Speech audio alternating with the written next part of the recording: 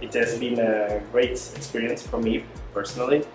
I've had the chance of working in the industry, which was something that I had never experienced before, and I've been quite enjoying actually to be able to see your work, your scientific work and your research becoming a product so quickly is very, very good, and something that I plan on continuing enjoying.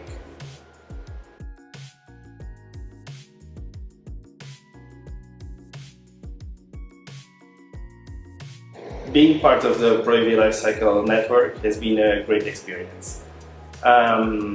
To be enrolled in such a network like proEVLifeCycle is very good because it gives you the opportunity to collaborate a lot. Since in proEVLifeCycle we are researchers and Ph.D. students with with backgrounds that are so different among each other, is actually very cool because it allows you to collaborate a lot and to enrich our research with the knowledge and the skills that each one of us has.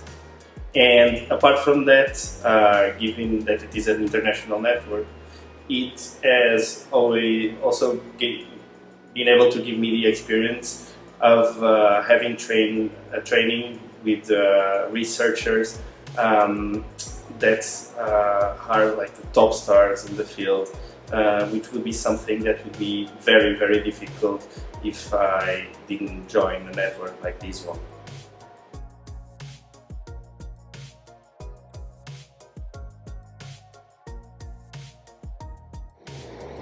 The core part of my PhD project is focused on the usage of public data. A huge obstacle that we have to overcome in this field is the fact that usually when public datasets are made available, they are already processed data, and the researchers submitting this data use a lot of different methodologies to process these datasets. So if we want to combine them and use them in an analysis, we either have to pick datasets that are processed using a specific method, or we really cannot integrate a lot of data. Let's take a look at the example of prostate cancer. Usually, the great majority of public datasets is focused on comparing healthy patients with prostate cancer patients. And there's a lot of clinical insights that we lose by just looking into these two cohorts. For instance, something that would be very, very beneficial would be to compare prostate cancer patients of high-grade prostate cancer versus patients of lower-grade prostate cancer. And only a few samples of these kinds of clinical stages are available in public datasets. Furthermore, sometimes we don't have metadata that allows us to discriminate which are the high-grade or the lower-grade prostate cancer. So if we find a way of processing this data and specifically processing datasets that were processed using different methods into a single dataset, we can cherry pick specific samples from patients that have this information on the metadata and build a big dataset that allows us to extract statistically significant conclusions and provide better clinical insight into these clinical cases.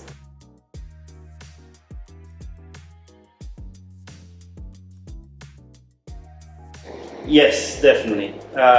Using this new algorithm of analyzing transcriptomics data, we've built a prostate cancer dataset with patients with clinically relevant and clinically irrelevant prostate cancer. We used machine learning techniques to analyze this dataset in order to find which genes were the most capable of predicting the the clinical stage of the patient's tumor. And now we are doing functional analysis in order to find the role of these genes in the context of prostate cancer. And additionally, we are also trying to explore if these genes or the proteins that are coded by them are available in liquid biopsies, with the objective of trying to find biomarkers that are easy to obtain and easy to analyze in prostate cancer patients.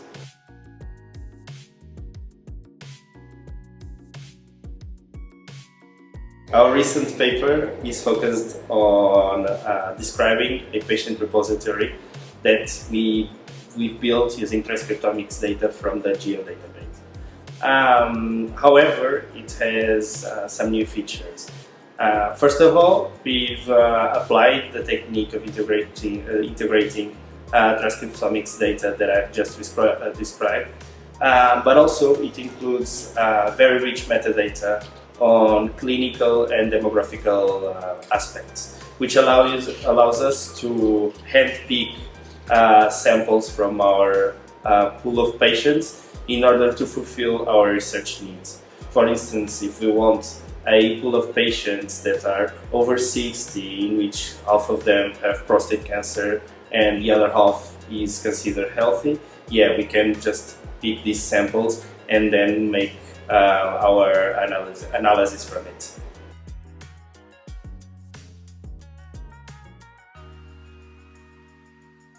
For my near future, I see myself continuing working at the industry.